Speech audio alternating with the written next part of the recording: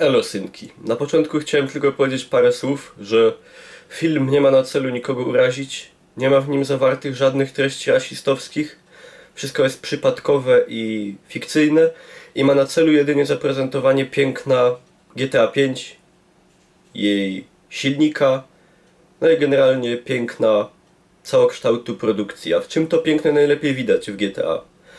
No, według mnie w masakrze.